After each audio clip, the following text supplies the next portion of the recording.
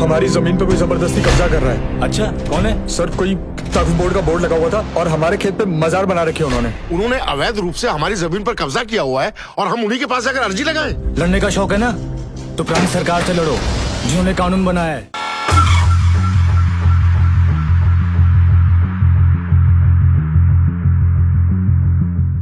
नमस्कार, आप देख रहे हैं एनएमएफ न्यूज और आपके साथ मैं हूं नम्रता चौधरी।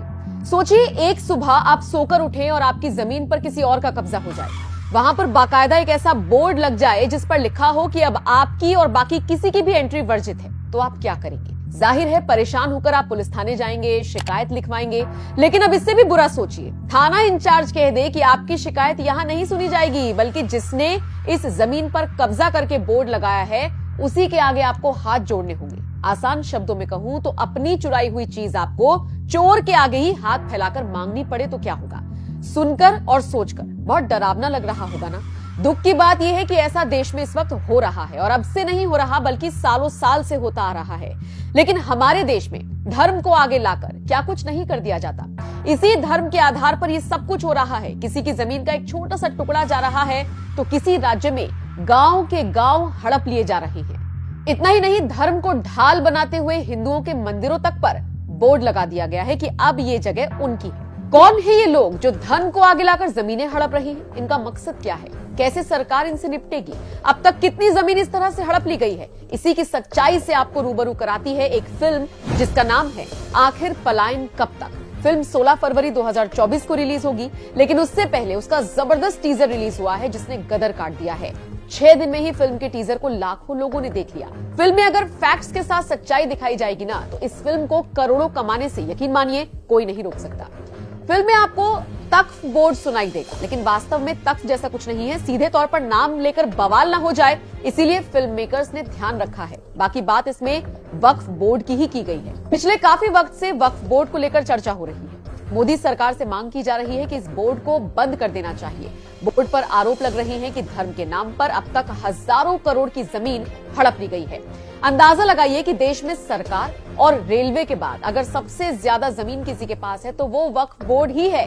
और इससे भी ज्यादा हैरानी की बात तो ये है कि दुनिया के 57 मुस्लिम देशों में वक्फ बोर्ड जैसा कुछ नहीं, लेकिन भारत में मुस्लिमों के लिए ये बोर्ड अलग से बनाया गया है, जो अब काम कम और अवैध तरीके से जमीन हड़पने को लेकर ज्यादा चर्चा में है।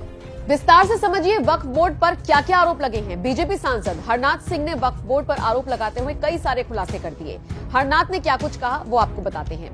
वक्फ बोर्ड की ताकत यह है कि अगर बोर्ड के मेंबर या कार्याधिकारी किसी भी संपत्ति को बोल देंगे कि ये उनकी संपत्ति है, तो बोर्ड को ये साबित करने की भी जरूरत नहीं पड़ेगी कि ये जमीन उनकी है या नहीं। जिस शख्स की वो जमीन थी उसे साबित करने के लिए चक्कर काटने पड़ेंगे। वक्फ बोर्ड कानून कहता है कि उसके फैसले को किसी भी अदालत में चुनौती नहीं दी जा सकती, फिर चाहे वो सुप्रीम कोर्ट ही क्यों ना हो।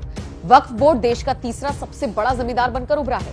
वक्फ की संपत्ति का स्वामी अल्लाह को बनाया गया है और स्थायी रूप से इस जमीन को धार्मिक कार्यों के लिए समर्पित किया जाता है। चलिए अब ये भी जान लीजिए वक्फ का क्या मतलब होता है और इसकी शुरुआत किसने की थी। क्या होता है वक्फ का मतलब? वक्फ का मतलब होता है अल्लाह के नाम पर दान कर देना। वक्फ के नाम पर दान दी गई संपत्ति को दोबारा हासिल नहीं किया जा सकता। वक्फ की शुरुआत किसने की? 1954 में सबसे पहले जवाहरलाल नेहरू की सरकार की तरफ से वक्फ अधिनियम पारित किया गया था। इस अधिनियम के तहत 1964 में केंद्रीय वक्फ परिषद की स्थापना कर दी गई थी। 1995 में सभी राज्यों और केंद्र शासित प्रदेशों के लिए वक्फ बोर्डों के गठन की अनुमति के लिए भी कानून में संशोधन किया गया था। भारत के हर राज्य में शिया और सुन्नी वक्फ बोर्ड समेत एक सेंट्रल बोर्ड और 32 स्टेट बोर्ड हैं। वक्फ बोर्ड इतना ताकतवर है कि किसी भी धरोहर, इमारत या जमीन को अपनी संपत्ति घोषित कर सकता है। तमिलनाडु, तेलंगाना और गुजरात समेत कई राज्यों में तो वक्फ बोर्ड ने गांव के गांव हड़प लिए हैं। वक्फ बोर्ड किसी की संपत्ति हड़पने के बाद उसे जानकारी तक नहीं देता। मालिक को पता तब लगता है जब वहां पर या तो बोर्ड लग जाता है या फिर वो उसे बेचने निकलता है। वक्फ बोर्ड ने ताजमहल, गुजरात में रेलवे की जमीन, काशी विश्वनाथ मंदिर समेत कई संपत्तियों पर अपना दावा ठोक रखा है। मतलब सोचकर देखिए, बोर्ड का गठन किसने किया, कब किया और किसके लिए किया, और इसका किस तरह से इस्तेमाल हो रहा है। आपकी जानकारी के लिए बता दें, वक्फ बोर्ड के पास इस वक्त 8,509 संपत्तियां हैं जो 8 लाख एकड़ से ज्यादा की जमीन पर फैली हुई हैं। अगर इसका सही से इस्तेमाल किया जाए तो मुस्लिम पक्ष को बहुत फायदा हो सकता है, लेकिन इससे इतर ऐसा होता नहीं। बात करें अब अगर फिल्म आखिर पलायन कब तक की, तो इसमें इसी काली सच्चाई को दिखाया गया है जिस पर बात करने से अक्सर बड़े बड़े दिग्गज बचते हैं। फिल्म के मेकर्स ने इतने सेंसिटिव सब्जेक्ट को लेकर फिल्म बनाने की हिम्मत की तो आपका भी फर्ज बनता है कि फिल्म देखने थिएटर जरूर जाएं और सच्चाई से रूबरू। अगर आपने अब तक इसका टीजर नहीं देखा है तो डिस्क्रिप्शन में लिंक दे दिया है, YouTube पर जाकर इसे आप जरूर देखें। बाकी आप इस खबर पर क्या राय रखते हैं कमेंट करके बताना नहीं। हमारी जमीन पे कोई जबरदस्ती कब्जा कर रहा है। अच्छा कौन है? सर कोई वक्फ बोर्ड का बोर्ड लगा हुआ था और हमारे खेत पे मजार बना रखे उन्होंने। उन्होंने अवैध रूप से हमारी जमीन पर कब्जा किया हुआ है और हम उन्हीं के पास जाकर अर्जी लगाएं। लड़ने का शौक है ना, तो पुरानी सरकार से लड़ो जिन्होंने कानून बनाया है और आपका तो एक जमीन का टुकड़ा है। तमिलनाडु में 20 गांव की जमीन और 1500 साल पुराना जो मंदिर है ना, वो भी इसी तख्फ ने हथियार रखा है। तेरा भगवान अलग, तेरा अल्लाह अलग, तीसरे का कोर्ट अलग। क्या चल रहा है ये? तमाशा चल रहा है। इंसान को उसकी जड़ों से अलग कर दो, उसको खदेड़ दो, बर्बाद कर दो उसको।